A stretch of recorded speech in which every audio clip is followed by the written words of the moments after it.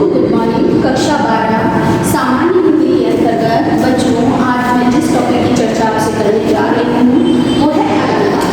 बच्चों ये आपका रिवीजन वर्क चल रहा है, इसके नोट्स आपकी कॉपी पर पहले ही दिखाए जा चुके हैं। तो अलंकार का बच्चों शाब्दिक अर्थ होता है आभूषण। जिस तरह किसी स्त्री के सौंदर्य को आभूषण क्या करते हैं और भी अधिक बढ़ा देते हैं, किसी स्त्री के सौंदर्य को आभूषण और अधिक क्या कर देते हैं, बढ़ा देते हैं। उसी तरह काव्य के सौंदर्य को बढ़ाने का कार्य कौन करते हैं, अलंकार करते हैं। अलंकार मुख्य रूप से दो प्रकार के होते हैं, शब्दालंकार और अर्थालंकार। जहाँ शब्दों के द्वारा चमत्कार उत्पन्न किया जाता है वहाँ पर शब्दालंकार, और जहाँ अर्थ में चमत्कार उत्पन्न, अर्थ के द्वारा चमत्कार उत्पन्न किया जाता है वहाँ अर्थालंकार होते हैं। ये तो आपने पढ़ा ही। अब बच्चों आपके पाठ्यक्रम में जो अलंकार रखे गए हैं मैं उनकी चर्चा बस यहाँ पर करूँगी ताकि आपका रिवीजन वर्क अच्छे से हो सके। तो आपको ये भी मालूम है कि अलंकार से परीक्षा में निर्धारित 2 अंक पूछे जाते हैं और इन्हें आसानी से क्या किया जा सकता है, प्राप्त किया जा सकता है। तो शब्दालंकार के अंतर्गत जो मैं सबसे पहले अलंकार की चर्चा कर रही हूँ वो है अनुप्रास।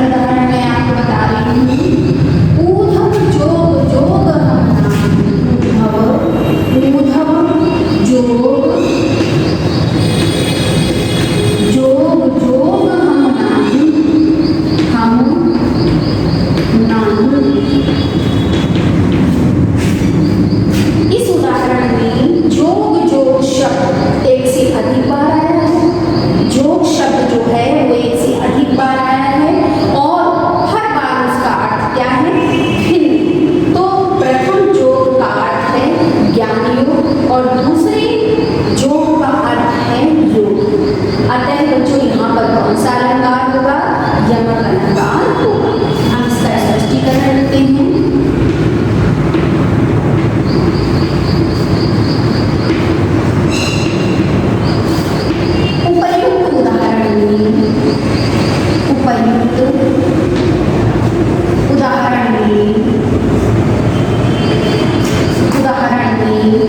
योग शब्द, योग शब्द, योग शब्द एक से अधिक बार आया है, एक से अधिक बार आया है।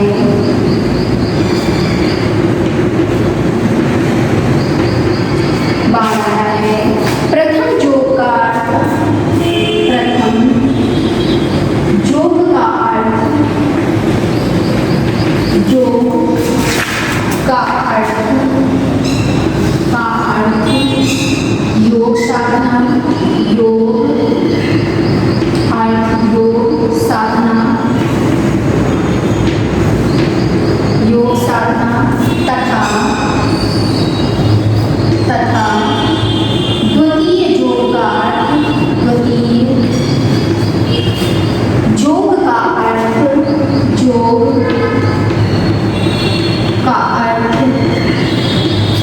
का अर्थ, योग्य, योग्य है। अतः यहाँ, अतः यहाँ, अतः यहाँ यह, अतः यहाँ यह अलंकार है, अलंकार है। स्पष्ट हुआ बच्चों? ऊर्ध्व जोग योग धमना, इस उदाहरण में जो योग शब्द है वो एक से अधिक बार अर्थात 2 बार आया है। प्रथम योग शब्द का अर्थ है योग साधना और द्वितीय जो योग शब्द है उसका अर्थ है बच्चों योग। अतः यहाँ पर कौन सा अलंकार है? यम अलंकार है। बच्चों परीक्षा के दौरान आपको इसी तरह जो है लिखना है, तभी जाकर आपको निर्धारित अंक जो 2 हैं वो पूरे के पूरे क्या हो सकेंगे? प्राप्त हो सकेंगे। इसके बाद बच्चों जो मैं अब चर्चा करने जा रही हूँ वो अलंकार है श्लेष अलंकार।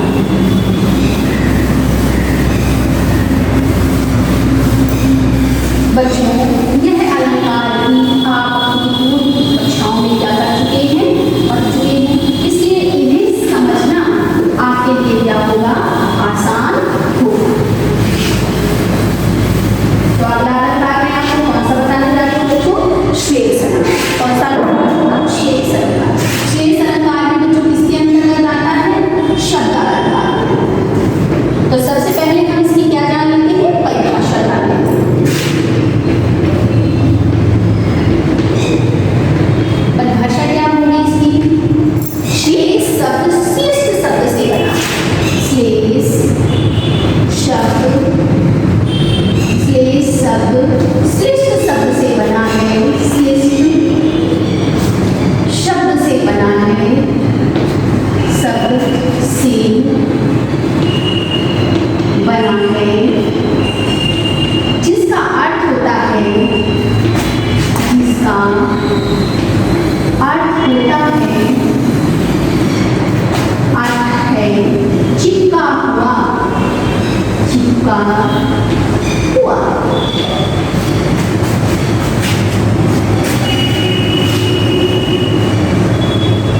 इसका अर्थ क्या होता है? जो चिपका हुआ। जहाँ काव्य में, जहाँ काव्य में एक शब्द, जहाँ काव्य में कोई शब्द एक बार आए, शब्द एक बार आए, एक बार आए और उसके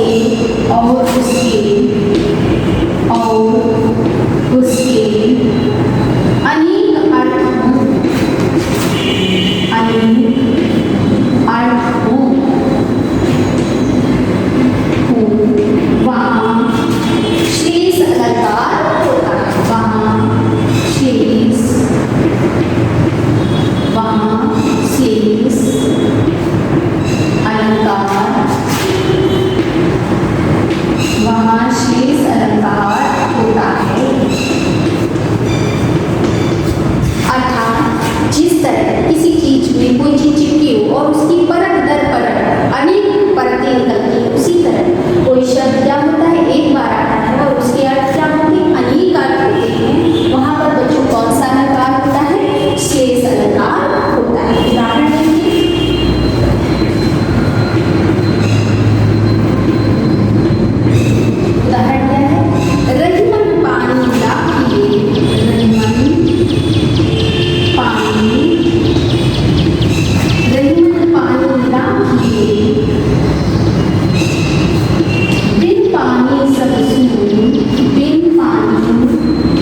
सब सुन,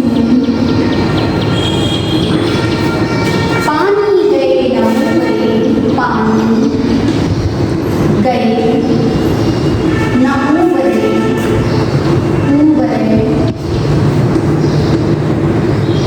उबरे मोती मानुष चूर, मोती मानुष चूर। बच्चों, यह जो उदाहरण मैंने आपको लिखा है, इस उदाहरण में प्रति चरण में आया है पानी शब्द। क्या है? श्रेष्ठ है।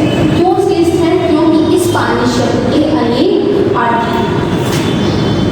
इस पानी शब्द के अर्थ अगर मोती के पक्ष में लिया जाए तो पानी का अर्थ है चमक, मनुष्य के पक्ष में लिया जाए या मनुष्य के संबंध में लिया जाए तो पानी का अर्थ होगा सम्मान, और चूना, चून मतलब चूने के पक्ष में या संदर्भ में लिया जाए तो इस पानी का अर्थ होगा जल। अतः इस कारण पानी ये सब श्रेष्ठ होने के कारण यहाँ पर कौन सा अलंकार है? श्रेष्ठ। तो आप स्पष्टीकरण में क्या लिखेंगे कि उक्त उपर्युक्त उदाहरण के तृतीय चरण में आया पानी शब्द क्या है? श्रेष्ठ है, जिसके एक से अधिक अर्थ हैं। मोती के पक्ष में पानी का अर्थ है चमक, मनुष्य के पक्ष में या मनुष्य के संबंध में पानी का अर्थ है सम्मान या प्रतिष्ठा, और चूने के संबंध में पानी का अर्थ है जल। अतः यहाँ पर कौन सा अलंकार है? शेष, श्रेष्ठ अलंकार है। बच्चों, मैंने आज आपको अनुप्रास, यमक और शेष अलंकार बताए। आशा है आपको समझ में आ गया होगा। इसके बाद के अलंकारों की चर्चा मैं अपने अगले वीडियो में करूंगी। आज के लिए इतना ही पर्याप्त है। Have a nice day.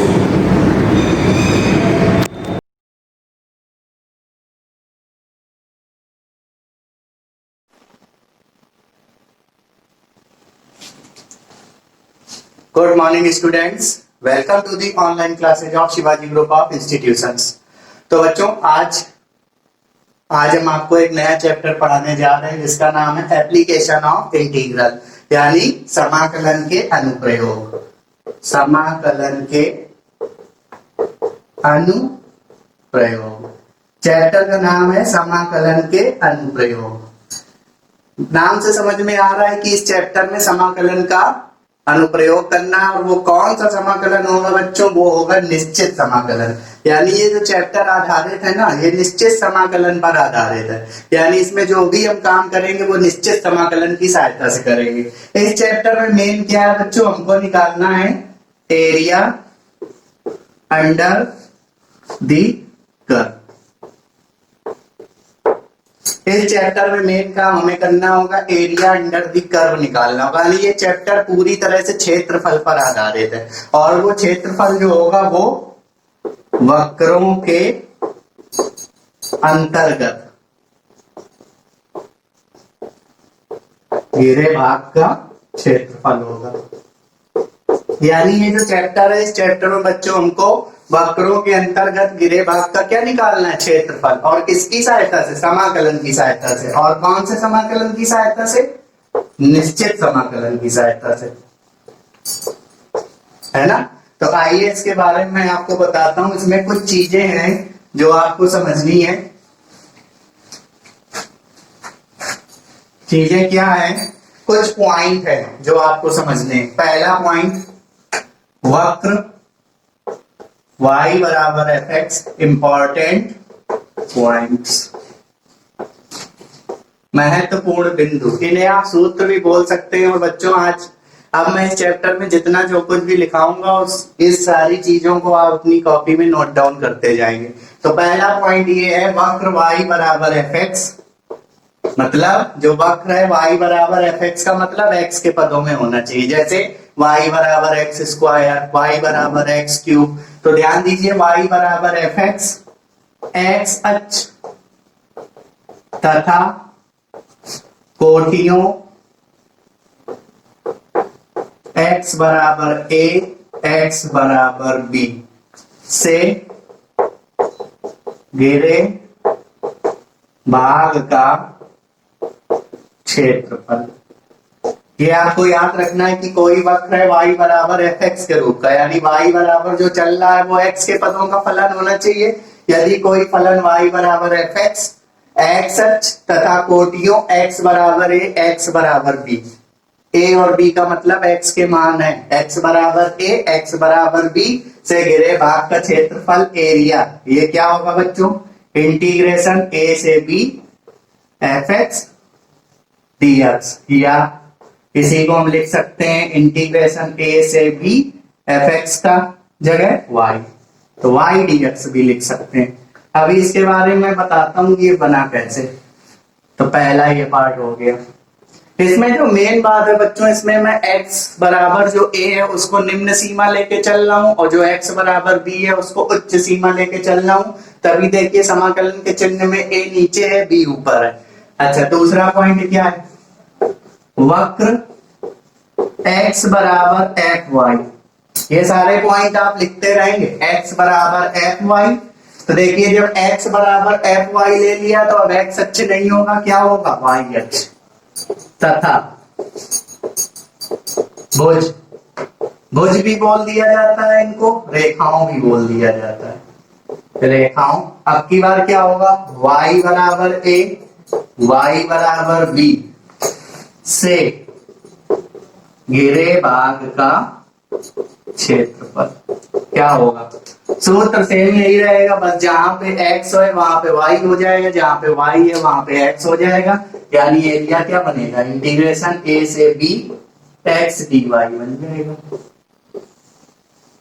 अब में बारी आती है कि मैं इसको बताने वाला हूं। जब आप इसको समझ लेंगे तो ये भी आ जाएगा। आपको मेन काम ये है इस चैप्टर में बच्चों की आपको वक्रों के ग्राफ बनाने आने चाहिए।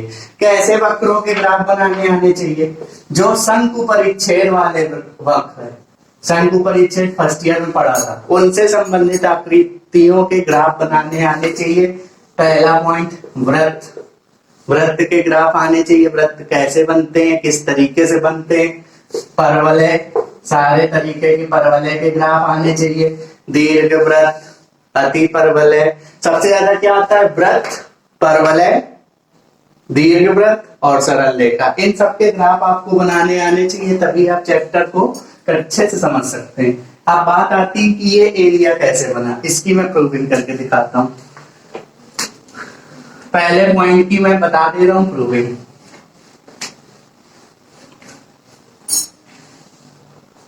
पहला रिजल्ट क्या है?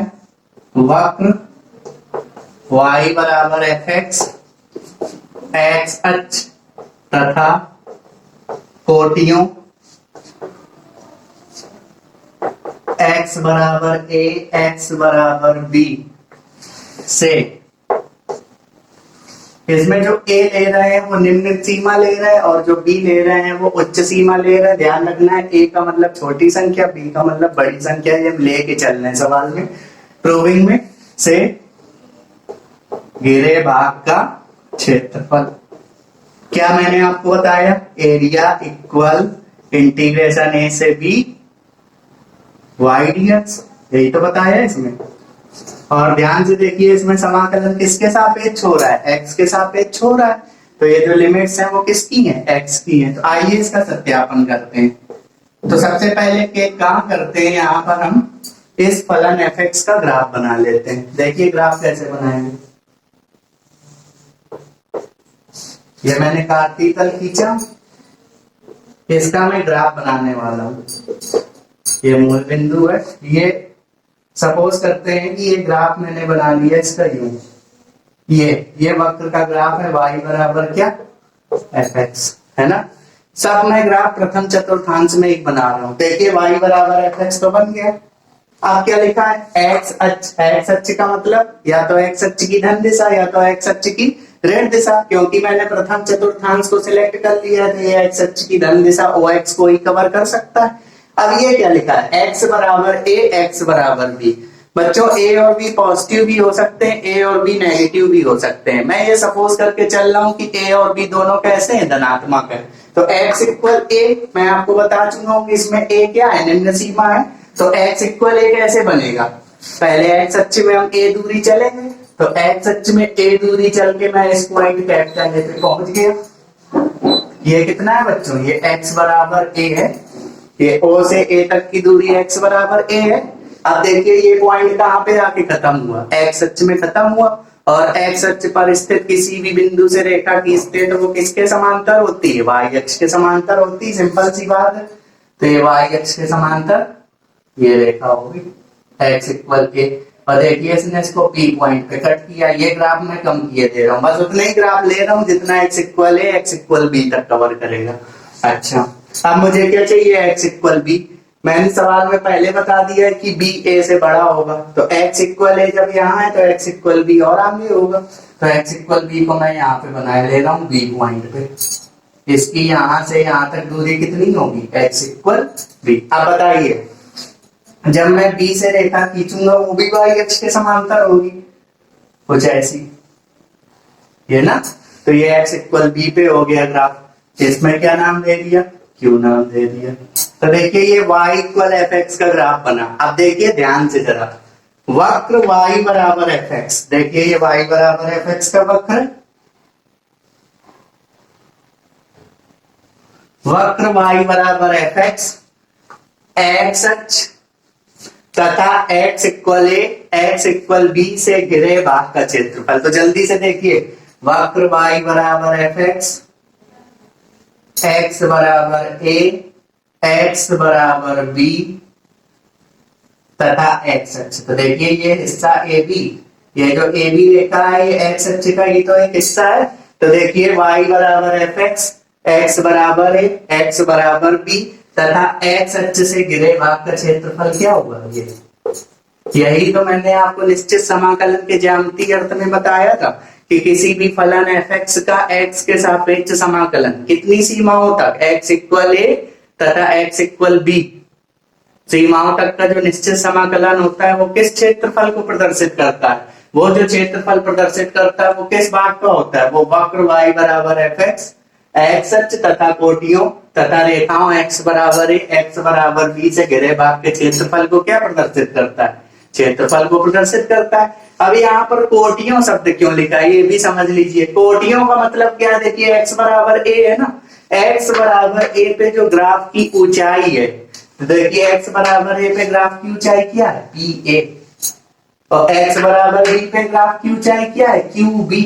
और ये देखिए ये जो ऊंचाई है किसके समांतर है, y अक्ष, है ना। यानी ये जो वैल्यू है ये y की है, FA, और ये क्या है, FB। कोटियों का मतलब क्या है बच्चों, x equal a x equal b पर जो ग्राफ की हाइट है उन्हें कोटियां बोला जा रहा है ना। तो आपको रेखाएं बोल दें या कोटियों बोल दें, आपको कोई समस्या नहीं होनी चाहिए। अब मेन बात है कि इसको हम निकालते कैसे हैं, इसका क्षेत्रफल हम निकालते कैसे हैं। तो अब इसको बहुत ध्यान से समझने की जरूरत है।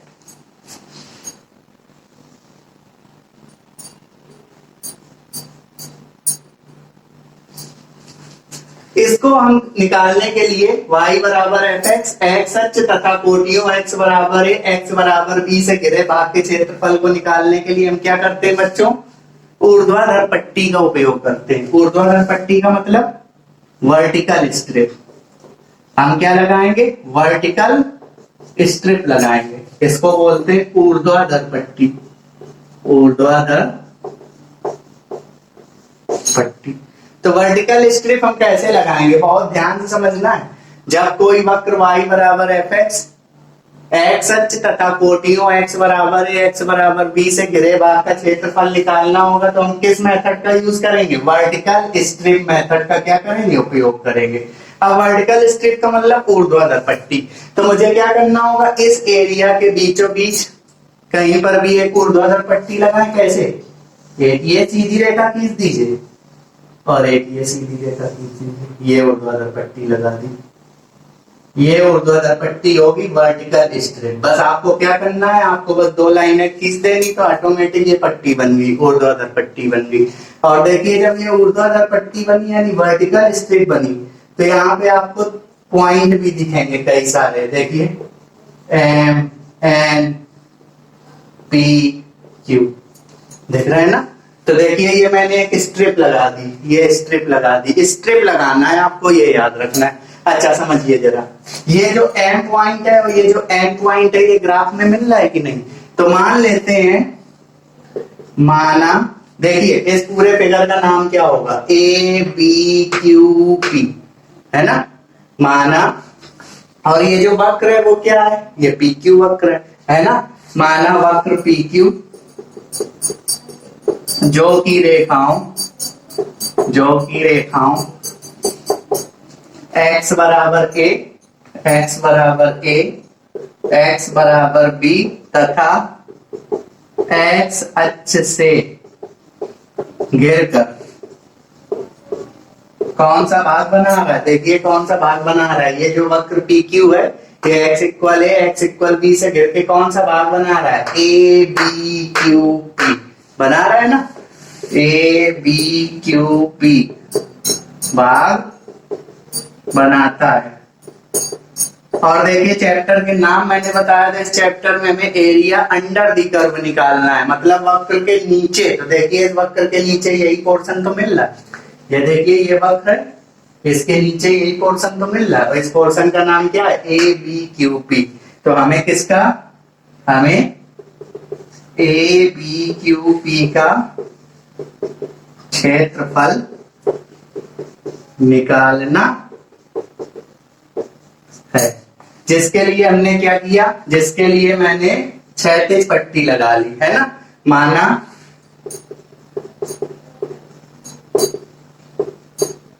एक क्षैतिज पट्टी नहीं, ऊर्ध्वाधर पट्टी, ऊर्ध्वाधर पट्टी। ये क्या ऊर्ध्वाधर पट्टी? क्यू पी एन एम, है ना? क्यू पी एन एम है, जो कि वक्र को किस पॉइंट पर काटती है? देखो वक्र को किस पॉइंट पे काट रही है? एम और एन पॉइंट पर काट रही है, एम तथा एन पॉइंट पर काटती है। अब बहुत ध्यान से देखिए, इसमें थोड़ी सी चीजें हैं बस जो आपको समझना है। बस मैंने एक ऊर्ध्वाधर पट्टी लगाई है, इस पट्टी का नाम क्या है? Q P N M. ऊर्ध्वाधर पट्टी आपको कब लगाना है? जब y बराबर एफ एक्स, एक्स अक्ष तथा कोटियों x बराबर है, x इक्वल b से घिरे भाग का क्या निकालना हो? क्षेत्रफल निकालना हो। आइए आगे बढ़ते हैं। आप ध्यान से देखिए, इसमें m पॉइंट n पॉइंट के पीछे है, तो मान लिया m के निर्देशांक, माना कैपिटल M के निर्देशांक, मान लेते हैं कैपिटल M के निर्देशांक क्या है? x, y। तो ये कैपिटल M के निर्देशांक हो गए x, y। इसका मतलब क्या है? ये जो रेखा MQ है, MQ वो होगी y यानी भुज कोटि, और ये OQ क्या होगी? x होगी। सिंपल सी बात है। अच्छा, तथा n के निर्देशांक क्या मान लिए? आप समझे जरा, n के निर्देशांक कैसे निकालेंगे? मैंने m के निर्देशांक क्या माने हैं? x, y। इसका मतलब क्या है? m की जो लंबवत डिस्टेंस होगी वो क्या होगी? y, और जो क्षैतिज डिस्टेंस QO होगी वो क्या होगी? x। लेकिन n पॉइंट देखिए m से इतने गैप के बाद मिला है कि नहीं मिला है? तो मैं मान लेता हूं कि जब इतनी डिस्टेंस OQ, ये OQ डिस्टेंस जब x थी, तो जब इसकी डिस्टेंस n पॉइंट के लिए बताइए डिस्टेंस क्या होगी? n पॉइंट के लिए x अक्ष की डिस्टेंस क्या होगी? PO होगी ना? और देखिए ये जो PO है वो OQ से ज्यादा है कि नहीं है? तो अगर OQ x थी तो PO कितनी हो जाएगी? x plus delta x। x में थोड़ी वृद्धि होगी ना? जब OQ x थी और हमें अब चाहिए OP, तो मैं कह दूं अगर ये रेखा है AB 7 सेंटीमीटर की, तो अगर यहाँ पे एक पॉइंट ले लें C और यहाँ पे 5 सेंटीमीटर डाल दें, तो ये कितना हो गया? 2। यानी जो AB की लेंथ है वो AC की लेंथ से थोड़ी ज्यादा होगी। तो देखिए OQ की लेंथ क्या थी? x, तो OP की लेंथ क्या होगी? x plus delta x। इसी प्रकार देखिए y MQ था, और NP देखिए MQ के थोड़ा ऊपर है, तो इसकी डिस्टेंस क्या, इसकी लेंथ क्या ले लेते हैं? y plus delta y। तो n के निर्देशांक हो गए x प्लस डेल्टा x, और इसके y प्लस डेल्टा y। अच्छा समझे जरा, ये जो मैंने स्ट्रिप लगाई है, इस स्ट्रिप को छोड़ के अगर मैं इस एरिया को देखूं, इस एरिया को, तो लिख लेते हैं, माना ये नाम क्या होगा, ए क्यू एम पी। माना ए क्यू एम पी का क्षेत्रफल, क्षेत्रफल ही तो निकालते हैं निश्चित समाकलन का प्रयोग करके, बराबर क्या, ए। तो बताइए जब इस एरिया, इस पोर्शन का क्षेत्रफल क्या है, कैपिटल ए, तो अगर मैं इसमें इसको और शामिल कर लूं तो इतना पोर्शन तो था ही, और ये पोर्शन और इंक्लूड हो जाएगा। तो जब इसका एरिया ए है तो इसका एरिया जब यहां से यहां तक देखेंगे तो ए से ज्यादा आएगा कि नहीं, तो इसका नाम क्या, A P N Q. A P N Q का क्षेत्रफल क्या ले लिया, वो क्या हो जाएगा, ए प्लस डेल्टा ए हो जाएगा। सिंपल सी बात है, इसका एरिया ए और ये एरिया और बढ़ गया, इसका एरिया डेल्टा ए ले लिया, तो पूरा यहां से लेके यहां तक का एरिया क्या हो गया, ए प्लस डेल्टा ए, और डेल्टा ए किसका क्षेत्रफल हो गया, delta A Q P N N का क्षेत्रफल हो गया। सिंपल सी बात है, जब इसका एरिया ए ले लिया और ये आगे है तो थोड़ा सा एरिया ज्यादा हो जाएगा, तो इसको डेल्टा ए ले लिया, तो पूरा एरिया क्या बना, ए प्लस डेल्टा ए, और सिर्फ इतने पोर्शन का एरिया डेल्टा ए, यानी क्यू पी एन एन का क्षेत्रफल वो क्या बन गया, डेल्टा ए बन गया। अब मेन पॉइंट शुरू होता है, देखिए अब मुझे क्या करना है, इस पट्टी में आयत निकालने, इस ऊर्ध्वाधर पट्टी में क्या करना है, आयत काटना। आयत कैसे काटेंगे, देखिए आप एम से एक क्षैतिज रेखा खींच दीजिए, एम से एक क्षैतिज रेखा खींच दीजिए, तो देखिए ये एक आयत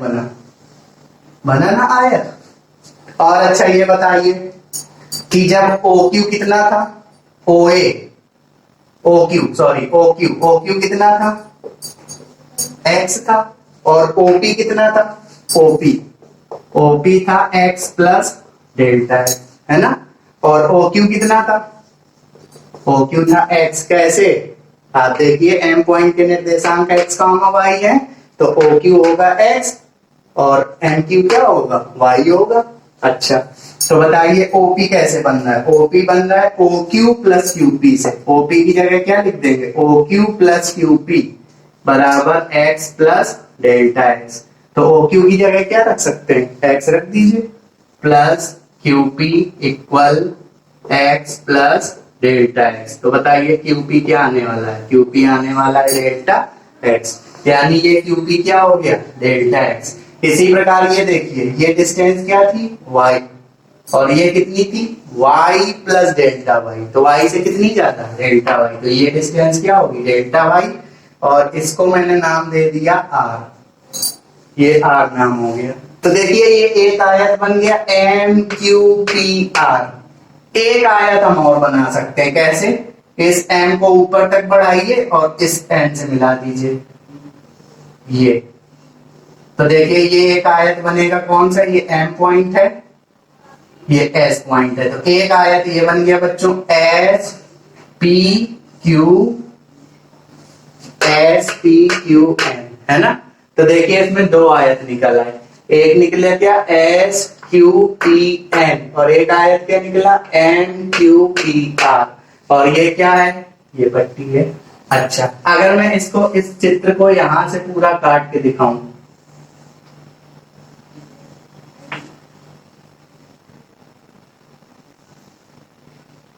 एस एन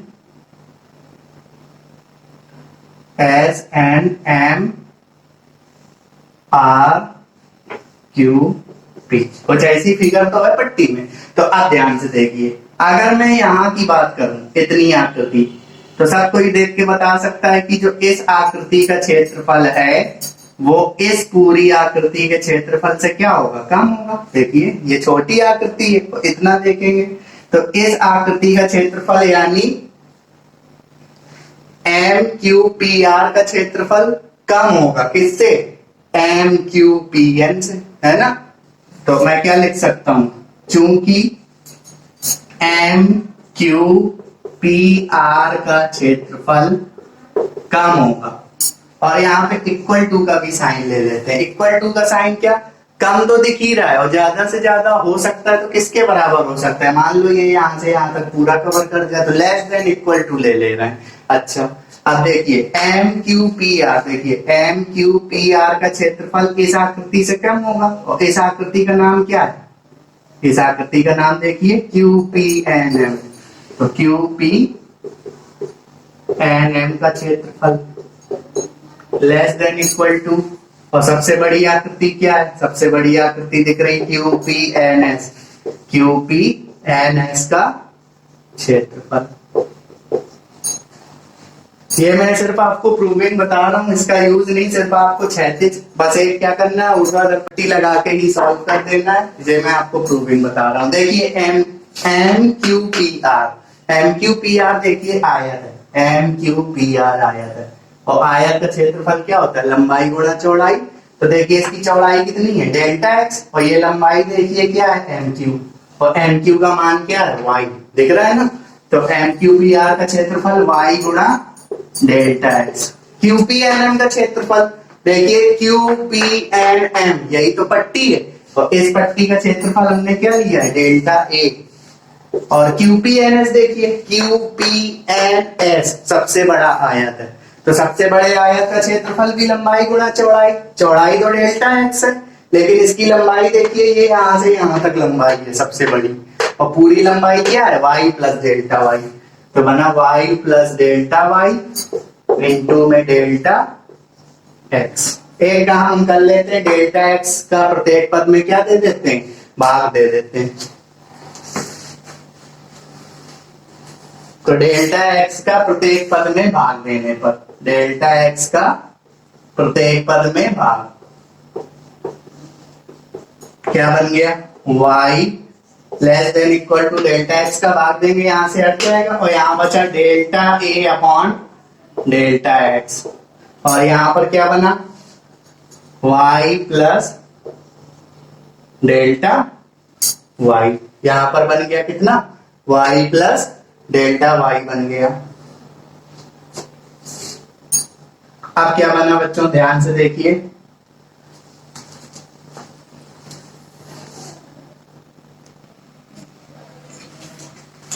तो बच्चों ध्यान से देखिए इस चीज को, ये जो लाइन बनी y less than equal to delta A upon delta X less than equal to y plus delta y।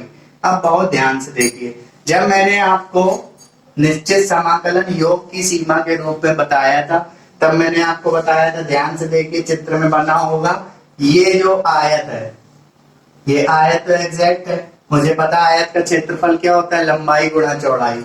लेकिन ये जो पोर्शन दिख रहा है, ये पोर्शन देखिए, ये पोर्शन त्रिभुज तो है नहीं। त्रिभुज कब होता? जब ये रेखा होती, और ये रेखा तो है नहीं, ये तो वक्र का हिस्सा है ना, और इस वक्र का क्षेत्रफल तो हमें पता नहीं है। तो मुझे क्या दिख रहा है कि मैंने इस आयत का क्षेत्रफल निकाल लिया, बड़े वाले आयत का क्षेत्रफल निकाल लिया, लेकिन अगर मैं इस आयत का क्षेत्रफल और इस आयत का क्षेत्रफल निकाल रहा हूं तो ये गैप छूट जा रहा है, ये गैप छूट जा रहा है। तो इस गैप का क्षेत्रफल मुझे निकालने के लिए मतलब क्या है कि इस पूरे फिगर में ये जो पोर्शन है, इस पोर्शन का क्षेत्रफल मुझे पता नहीं है, और ये पोर्शन छूटा जा रहा है, यानी इस केस में ये जो एरिया है वो क्या है? स्पष्ट नहीं मिलेगा। तो इस एरिया को स्पष्ट निकालने के लिए मुझे क्या करना होगा?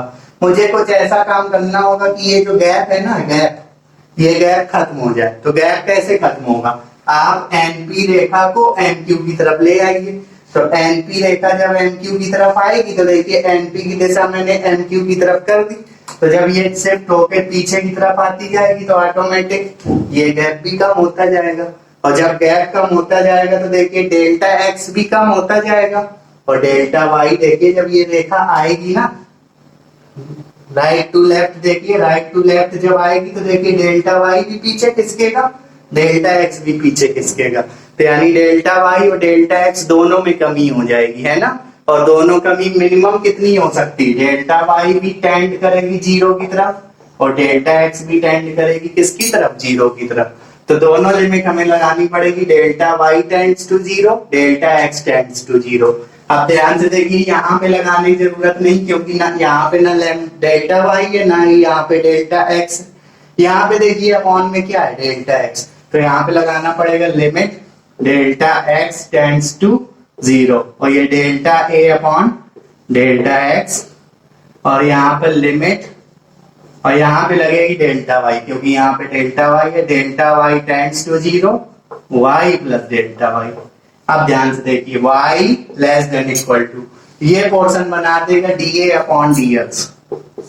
आपको ध्यान रखना है कि अगर limit delta Y tends to 0, delta Y upon delta X हो, तो इसे हम बोलते हैं D Y by D X. ये आपने ऑकलन के चैप्टर में सीखा होगा, तो इसे बोलेंगे D A upon D x.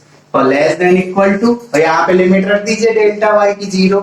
यहाँ पे डेल्टा एक्स की लिमिट 0 नहीं रख सकते थे क्योंकि अनंत हो जाता, यहाँ पे रख सकते हैं, तो क्या बचेगा वाई। और देखिए ये वाई और वाई दो बार चल रहा है, तो इसको मैं लिख सकता हूँ D A upon D X less than equal to Y. Less than का सिंबल नहीं ले रहे हैं, इक्वल टू का सिंबल ले रहे हैं, तो क्या बना D A upon D X is equal to Y. अब मैं तिरछा गुणा कर लूं किसका, एक्स का, तो डी ए बराबर वाई डी एक्स, है ना, डी ए बराबर वाई डी एक्स। अब आपने अवकल समीकरण में सीखा था सेपरेशन ऑफ वेरिएबल्स मेथड, तो देखिए डी ए वाला पद ए के साथ होना चाहिए, ए है ही नहीं, कोई बात नहीं, और dx वाला पद x के साथ होना चाहिए, लेकिन dx के गुणा में क्या है y, लेकिन ध्यान से देखिए y बराबर क्या है fx, तो अगर y की जगह fx रखेंगे तो x वाला पद dx के साथ हो गया। तो अब मुझे क्या करना है, दोनों पक्षों का समाकलन करना है, लेकिन कहां से कहां तक करना है बच्चों, a से b तक करना है। तो x इक्वल a से x इक्वल b तक करने पर, तो करें इंटीग्रेशन a से b D A equal integration a से b y dx। अब देखिए यही तो सूत्र था, इंटीग्रेशन a से b y dx, तो इसको हम कुछ नहीं करेंगे। क्यों नहीं कुछ करेंगे, क्योंकि y बराबर क्या है fx, और fx का मतलब x का फलन, मुझे पता नहीं कि वो x का फलन स्पष्ट है कौन सा, तो इस वजह से इसको ऐसे ही रखेंगे। और ये क्या बना 1 dA का मतलब a, और लिमिट कितनी, x की लिमिट है x इक्वल a से x equal b equal a to b fx y dx लिख दीजिए या fx dx लिख दीजिए। a का मतलब एरिया, सबसे पहले x की उच्च सीमा लिखेंगे, तो लिखेंगे area when x equal b, x equal b पे area minus area when x equal a equal क्या, इंटीग्रेशन a से b y dx। अब ध्यान से देखिए फिगर में, ऐसा फिगर था ना, ये x इक्वल b था, ये x इक्वल a था। देखिए x इक्वल b का मतलब बिल्कुल आगे पहुंच गया, x इक्वल b तक का एरिया क्या था, x इक्वल b के पीछे ये पूरा एरिया दिख रहा था, है ना, तो एरिया, और जो भी पूरे फिगर का नाम क्या था वो मैंने साफ कर दिया, और area when x equal a, x बराबर a पर देखिए x बराबर a, x बराबर a के पीछे एरिया है ही नहीं गिरे भाग का, तो इसको क्या लिख देंगे 0 इक्वल इंटीग्रेशन a से b y dx। यानी ये जो एरिया निकाला है वो क्या निकला, इंटीग्रेशन a से b y dx। ये इसकी प्रूविंग होगी। प्रूविंग मैंने इस वजह से बताई, ये थोड़ी सी हालांकि टफ है, लेकिन आपको प्रूविंग के थ्रू नहीं चलना है, बस आपको ये देखना है कि कोई वक्र अगर x अक्ष तथा x के दो मानों के बीच में गिरा हो, यानी कोई भी वक्र, जैसे मान लीजिए परवलय है, परवलय देखिए ये है ना, ये परवलय बना दिया और ये x के दो मान हो गए, ध्यान से देखिए, ये x इक्वल मान लिया 2 हो गया, और ये x इक्वल क्या हो गया 4। ध्यान से देखना है अब चीज को, देखिए ये जो वक्र है, ये जो वक्र है, ये पूरा वक्र, ये पूरा वक्र y बराबर fx ले लें, ये y बराबर y स्क्वायर बराबर 4ax परवलय का है ना। तो देखिए ये वक्र x के दो मानों x इक्वल 2, x इक्वल 4 तथा x अक्ष के ऊपर गिरा, तो इस भाग का हम क्षेत्रफल कैसे निकालेंगे, एक स्ट्रिप लगा देंगे, वर्टिकल स्ट्रिप लगा देंगे, इस वर्टिकल स्ट्रिप की चौड़ाई क्या ले लेंगे हम, dx ले लेंगे, और कैसे निकालेंगे, इंटीग्रेशन 2 से 4 fx dx, इंटीग्रेशन 2 से 4 fx dx लगा देंगे। तो ये आपको ध्यान रखना है। इसी प्रकार दूसरा क्या कॉन्सेप्ट है, दूसरा फार्मूला है इसका, वक्र x बराबर एफ वाई, अब y हो गया, y की जगह x हो गया, x की जगह y हो गया, बस y अक्ष तथा रेखाओं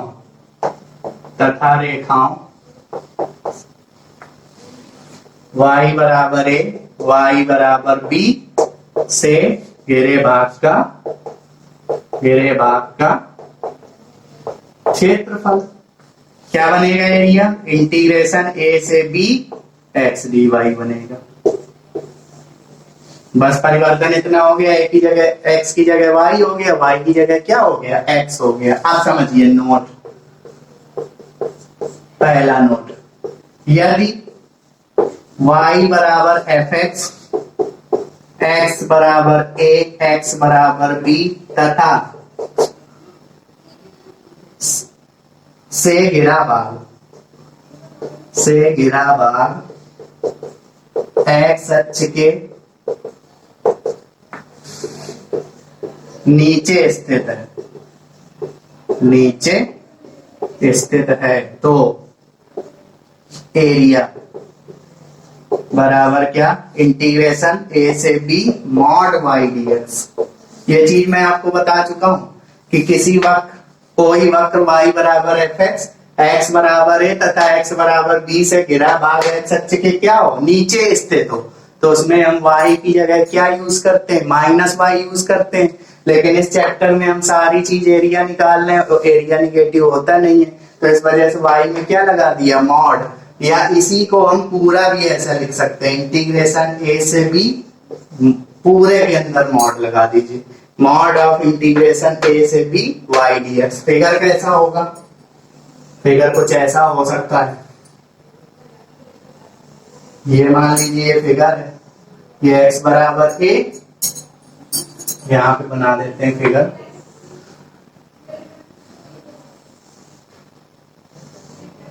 ये x बराबर a की लाइन होगी, ये x बराबर b की लाइन होगी। देखिए ये x बराबर a की लाइन है, ये x बराबर b की लाइन है, ये y बराबर fx का ग्राफ है। तो देखिए ये जो की बार पोर्शन है, ये जो y बराबर fx का ग्राफ है, ये x बराबर a, x बराबर b तथा x अक्ष के नीचे बन रहा है। तो इसमें जब हम लोग y dx का प्रयोग नहीं करेंगे, या तो मॉड ऑफ y dx लगाएंगे या पूरे में मॉड लगा के इंटीग्रेशन a से b y dx लगाएंगे, क्योंकि एरिया कभी भी नेगेटिव नहीं होता है। आप इसको चाहें तो आप मॉड y को क्या लिख सकते हैं? माइनस y dx भी लिख सकते हैं, लेकिन इसका मतलब ये नहीं कि आंसर नेगेटिव आएगा, आंसर पॉजिटिव ही आएगा। जब इस समाकलन को हल करेंगे ना, तो आंसर पॉजिटिव ही आने वाला है। इसी प्रकार दूसरा पॉइंट क्या है?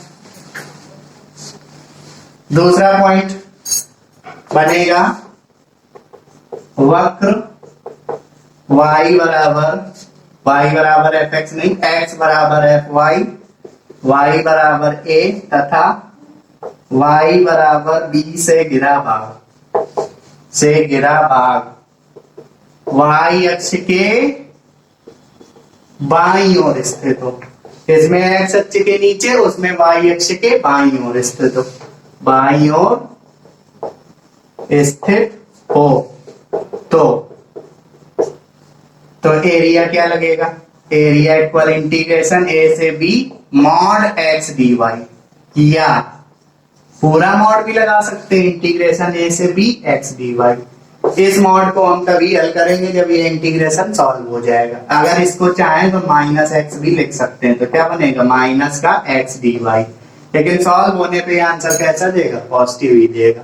अच्छा, अब और समझिए जरा।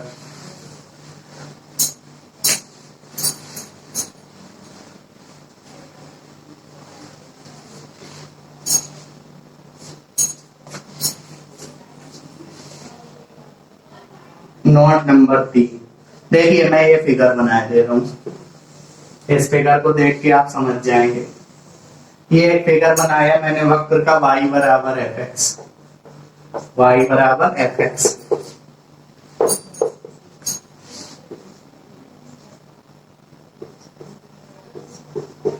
ये बच्चों x इक्वल a, ये लाइन जो है यहीं से लेके बना रहे हैं, ये है x इक्वल a, और ये जो लाइन है बच्चों वो है x इक्वल b, और ए और बी के बीच में एक पॉइंट क्या आ गया, सी। इससे जो लाइन बनेगी वो क्या बनेगी, ऐसी बन जाएगी, x इक्वल सी बन जाएगी ना। ये आपको लिखने की जरूरत नहीं है। मतलब ए और बी के बीच में एक तीसरा पॉइंट क्या आ गया, सी आ गया। तो निश्चित समाकलन की प्रगुण नंबर 3 का प्रयोग करें कि ए और बी के बीच में एक तीसरा पॉइंट क्या आ गया, सी आ गया। तो बताइए इस स्थिति के अनुसार जो बनेगा इंटीग्रेशन ए से B F X D X, वो कैसे बनेगा, सबसे पहले ए से सी और प्लस फिर सी से बी बनेगा। लेकिन देखिए जो ए से सी तक का एरिया है वो एक्स अक्ष के नीचे की ओर स्थित है, और नीचे की ओर स्थित है तो मैं क्या कर लूं, पूरे एरिया में मॉड लगा दूं। तो इंटीग्रेशन मॉड के अंदर ए से सी वाई डी एक्स है ना। वाई डी एक्स क्यों लगा रहे हैं, एक्स अक्ष के नीचे ही तो स्थित है, एक्स अक्ष के ऊपर स्थित हो तो भी वाई डी एक्स लगाएंगे। एरिया कैसे निकालेंगे भाई, क्षैतिज पट्टी लगा देंगे, एक यहाँ पे क्षैतिज पट्टी लगा देंगे, सॉरी ऊर्ध्वाधर पट्टी लगा देंगे, एक यहाँ पे ऊर्ध्वाधर पट्टी लगा देंगे। वो काम कैसे करेंगे वो मैं आपको बताऊंगा। और प्लस अब क्या करेंगे, अब यहाँ से यहाँ कवर करेंगे, क्या बना, सी से B F X Y D X. इसमें आप मॉड लगाएं चाहे ना लगाएं, क्योंकि ये एक्स अक्ष के तो ऊपर ही स्थित है। अगर लगा भी लेंगे तो भी कोई गलत नहीं होगा। आप क्या करें, इस पूरे चैप्टर में मॉड लगा के भी अगर काम करें, इंटीग्रेशन करें, लेकिन मॉड के अंदर करें तो भी कोई फर्क नहीं पड़ेगा। तो ये स्थिति ये हो गई।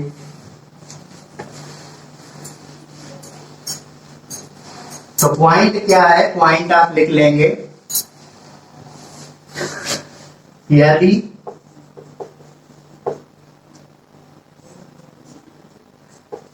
एफ एक्स बंद अंतराल ए कामा बी में स्थित में परिभाषित एक सतत फलन है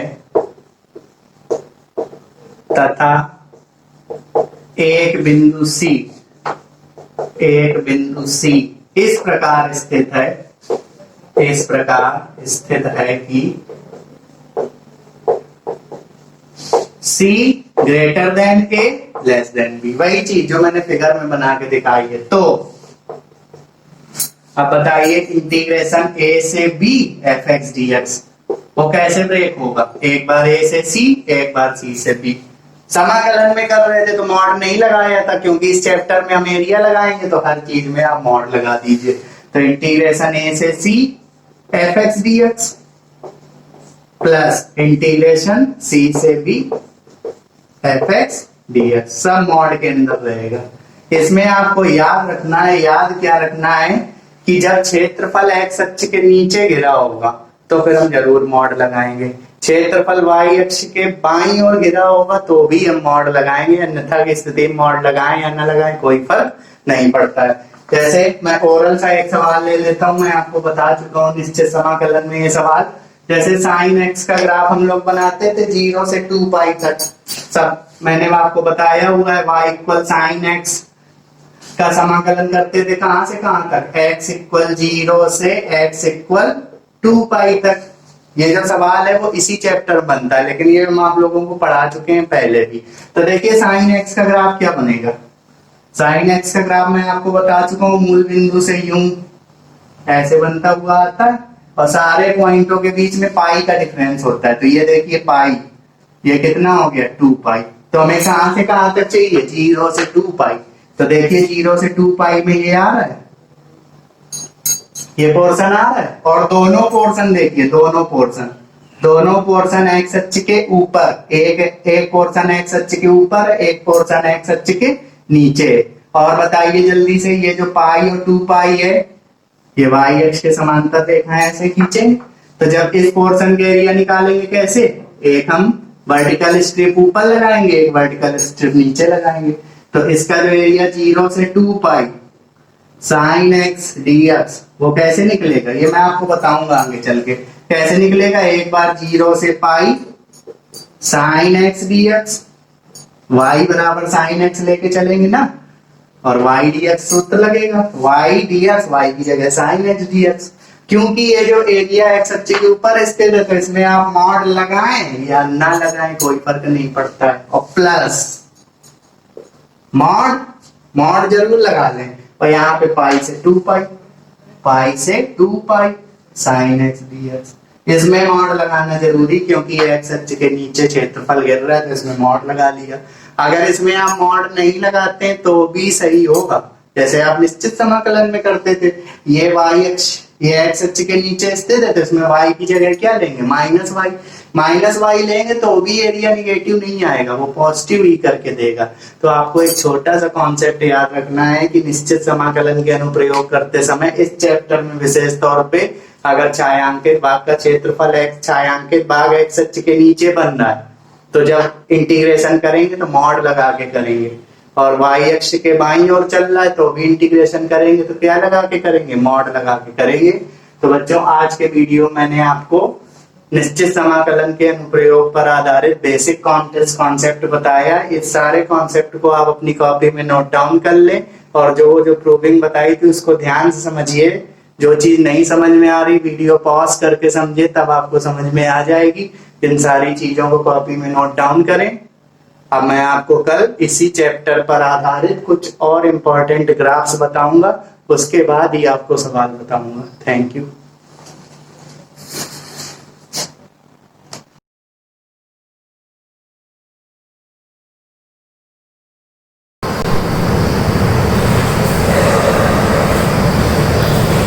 Welcome student, welcome to another video tutorial from Shivaji Group of Institution। In the previous lecture मैंने आपको बताया था समजात की डेफिनेशन बताई थी, होमोलोगी की डेफिनेशन बताई थी। एक बार फिर से रिवाइज कर लीजिए। होमोलोगस ऑर्गन्स कैसे ऑर्गन्स होते हैं, ऐसे ऑर्गन्स जिनकी उत्पत्ति तो एक जैसी होती है अर्थात उनका ओरिजिन एक जैसा होता है, लेकिन उनके कार्य मुख्यतः अलग अलग होते हैं, कभी कभी समान भी हो सकते हैं। तो ध्यान रखिएगा होमोलोगी की डेफिनेशन क्या होती है या होमोलोगस ऑर्गन्स क्या होते हैं। Such type of organs whose origins are same but functions are different, this type of organs is known as homologous organs। तो आज बात करेंगे homologous organs के एग्जांपल की, जो कि बहुत ज्यादा पूछे जाते हैं। तो ध्यान रखिएगा homologous organs के एग्जांपल सारे एक एक करके डिस्कस करेंगे। समजातता के उदाहरण हिंदी में कहते हैं इसे एग्जांपल ऑफ homologous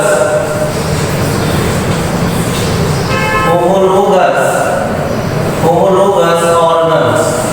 तो आज इसके बारे में चर्चा होगी, homologous organs के बारे में।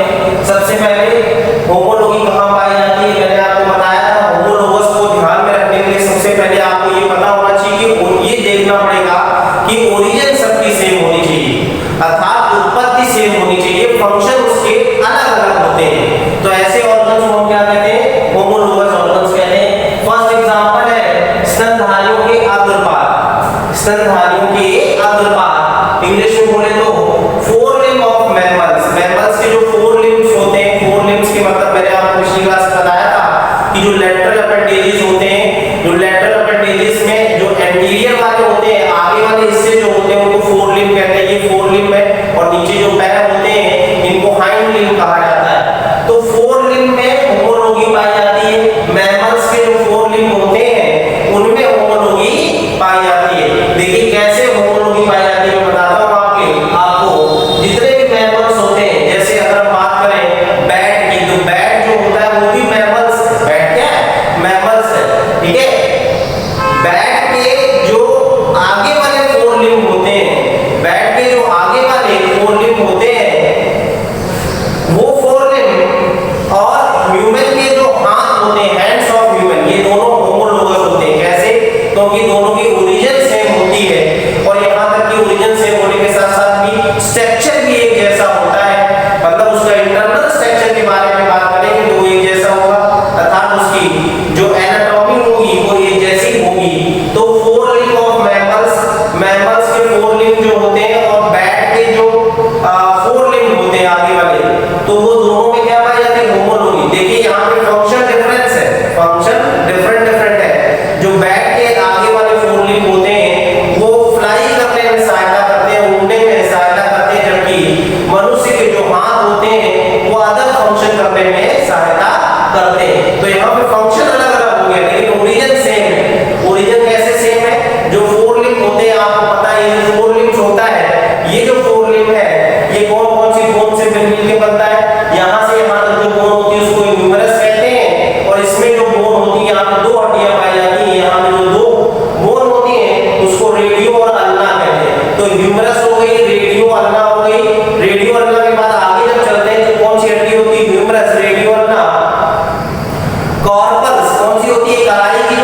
होती है, that is known as corpus. इसको कॉर्पस कहते हैं। कॉर्पस के आगे ये जो हिस्सा होता है, यहाँ पर जो बोन्स होती है उनको मेटाकॉर्पस कहते हैं। कॉर्पस, मेटाकॉर्पस, और ये जो आगे की हड्डियां होती है, हाथ की जो उंगलियां मुड़ जाती हैं, इसमें फेलेंजीज होता है। तो ह्यूमरस, रेडियो अल्ना, कॉर्पस, मेटाकॉर्पस और फेलेंजीज, ये स्ट्रक्चर होता है फोर लिम्ब का। ठीक है, कौन कौन सा? Humerus, radio ulna, carpus, metacarpus और फेलेंजीज। ये उंगलियों की जो हड्डियां होती है सारी फेलेंजीज है। तो यहाँ पर भी ऐसा ही होगा, यहाँ ह्यूमरस होगा, ह्यूमरस हो गई, यहाँ रेडियो अल्ना हो गई, यहाँ कार्पस, मेटाकार्पस और फेलेंजीज। यही सेम स्ट्रक्चर बैक के आगे वाले फोर लिम्ब में भी पाया जाता है। वहां पर भी ह्यूमरस पाई जाती है, रेडियो अल्ना पाई जाती है, कार्पस और मेटाकार्पस पाए जाते हैं। तो इस तरीके से हम ये कह सकते हैं कि यहाँ पर क्या पाई जाती है? होमोलॉगी पाई जाती है। Four limb of mammals, mammals के जो फोर लिम्ब होते हैं उसमें क्या पाई जाती है? होमोलॉगी पाई जाती है। तो आप ध्यान रखिएगा कि मैमल्स के जो फोर लिम्ब होते हैं अर्थात उसमें कौन कौन सी बोन पाई जाती है? ह्यूमरस, रेडियो अल्ना, कॉर्पस, मेटाकॉर्पस और फेलेंजीज। कॉर्पस, मेटाकॉर्पस और फेलेंजीज, ये सारी चीजें वहां पे पाई जाती हैं। ठीक है, अब जैसे बात करें कि वेल, वेल को ले लीजिए। वेल जो है क्या होती है? वेल मैमल्स होता है, वेल फिश तो होती नहीं। वेल क्या है? एक प्रकार का मैमल्स है। चमगादड़ जो हो गया, जिसे बैट कहते हैं, या चीता, और इसके बाद मानव के जो आगे वाले हाथ पाए जाते हैं, सब में होमोलॉगी पाई जाती है, क्योंकि इनका सब जो स्ट्रक्चर होता है ह्यूमरस, रेडियो अल्ना, कॉर्पस, मेटाकॉर्पस और फेलेंजीज से मिलके बनता है। तो यहाँ हम कह सकते हैं कि स्तनधारियों के जो अगर पार्ट होते हैं, फोर लिम्ब ऑफ मैमल्स होते हैं, वहां पे होमोलॉगी पाई जाती है। नेक्स्ट एग्जांपल की तरफ आते हैं। आकशेरुकियों के पैर, लेग्स ऑफ इनवर्टिब्रेट। जो इनवर्टिब्रेट्स के जो लेग्स होते हैं, इनवर्टिब्रेट्स के जो लेग्स होते हैं उनमें भी होमोलॉगी पाई जाती है। इनवर्टिब्रेट्स के जो लेग्स होते हैं उनमें भी होमोलॉगी पाई जाती है। जैसे एग्जांपल बात करते हैं कॉकरोच की। कॉकरोच क्या इनवर्टिब्रेट है? कॉकरोच और मधुमक्खी दोनों क्या है? इनवर्टिब्रेट है। कौन से फाइलम में आते हैं? आर्थ्रोपोडा में आते हैं, दोनों इंसेक्टा में आते हैं, क्लास इंसेक्टा में। ठीक है, तो यहाँ पे कॉकरोच जो होता है, कॉकरोच और जो मधुमक्खी होती है, उनके जो पैर होते हैं, उनके लेग्स जो होते हैं, उनके लेग्स में भी क्या पाई जाती है? होमोलॉगी पाई जाती है। कैसे? क्योंकि उनके लेग्स में जो बोन्स पाई जाती है वो कॉक्सा, ट्राइकोटा, फीमर, टिबिया और टॉर्सस के बने होते हैं। इस तरीके से जो मधुमक्खी होती है उसके भी जो पैर होते हैं वो कॉक्सा, ट्राइकोटा, फीमर, टिबिया और टॉर्सस के बने होते हैं। तो यहाँ पर ओरिजिन सेम है बट फंक्शन दोनों के अलग अलग है। जो आपके इनवर्टिब्रेट्स के जो पैर हैं उनके फंक्शन अलग अलग है।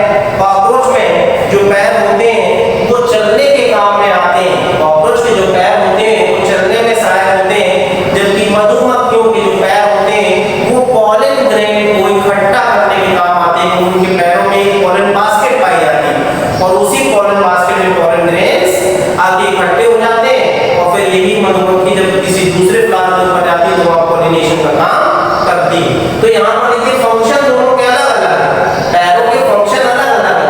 कॉकरोच में उड़ने के काम आ रहे हैं तो मधुमक्खी में किस काम आ रहे हैं? पॉलन ग्रेन्स इकट्ठे करने के काम आ रहे हैं। तो फंक्शन अलग अलग है लेकिन ओरिजिन सेम है। सबके पास कॉक्सा, ट्राइकोटा, फीमर, टिबिया और टॉर्सस पाया जाता है। तो ये तो एग्जांपल हो गया इनवर्टिब्रेट्स के पैर का। अब बात करते हैं कीटों के मुखान, माउथ पार्ट ऑफ इंसेक्ट। जितने भी इंसेक्ट होते हैं उनके जितने भी माउथ पार्ट होते हैं उसमें भी होमोलॉगी पाई जाती है। उनकी माउथ पार्ट जो है वो लैब्रम, मैंडिबल्स और मैक्सिलरी के बने होते हैं, मैक्सिली के बने होते हैं। लैब्रम, मैंडिबल्स और मैक्सिलरी के इंटरनल स्ट्रक्चर सेम होता है, ओरिजिन सेम होता है बट उनके फंक्शंस अलग अलग होते हैं। जैसे एग्जांपल की बात करते हैं मॉस्किटो की।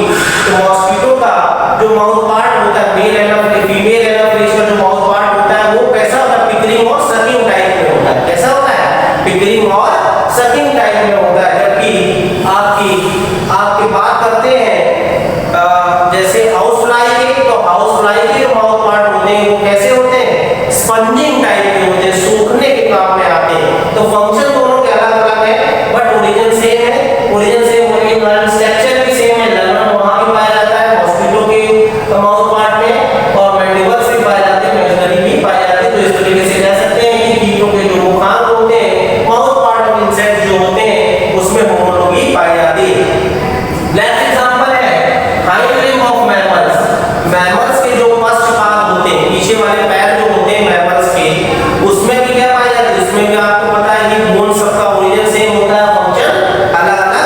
होते हैं। तो यहाँ पर बात करेंगे कि स्तनधारियों के पश्चात में जितने भी मेंबर्स होते हैं उनके पश्चात में क्या होता है, होमोलॉगी पाई जाती है। चमगादड़ के पश्चात लटकने के काम आते हैं, जबकि ह्यूमंस के जो पश्चात होते हैं वो कैसे लोकोमोशन के काम में आते हैं। फंक्शन अलग हो गया, ओरिजिन सेम हो गई, तो यहाँ पर क्या हो गया, होमोलॉगी हो गई। अब बात करते हैं नेक्स्ट एग्जांपल की, male testis and female ovary. Male testis, male में जो टेस्टिस होती है वो स्पर्म का प्रोडक्शन करती है, फीमेल में जो ओवरी होती है वो ओवा का प्रोडक्शन करती है। फंक्शन दोनों के अलग अलग है, लेकिन उनकी यानी कि एक ही एम्ब्रियोनिक लेयर से मिलकर के बनते, ओरिजिन सेम होती है, फंक्शन अलग अलग होते हैं। तो यहाँ पर होमोलॉगी पाई जाती है। नेक्स्ट एग्जांपल देखिए, बोगनविलिया का स्पाइन और कुकुरबिटा का टेंडरिल। बोगनविलिया क्या होता है, बोगनविलिया एक पौधा है, आपने पढ़ा होगा, रिप्रोडक्शन चैप्टर पढ़ाया गया होगा। लीफ से वेजिटेटिव रिप्रोडक्शन करता है कौन, बोगनविलिया, ठीक है। ब्राफिलम, ब्राफिलम और बिगनोनिया ये लीफ से वो रिप्रोडक्शन करते हैं। तो यहाँ पर बोगनविलिया का जो स्पाइन होता है, बोगनविलिया का पौधा आपने देखा होगा, बाहर लगा रहता है, उसमें कलर्ड फ्लावर आते हैं, पीटल्स जो होते हैं उसको कलर्ड हो जाते हैं, ठीक है। तो बोगनविलिया का जो स्पाइन होता है और कुकुरबिटा का जो टेंड्रिल होता है, दोनों ही लीफ के मॉडिफिकेशन होते हैं, अर्थात ओरिजिन सेम होती है, लेकिन फंक्शन दोनों का अलग अलग है।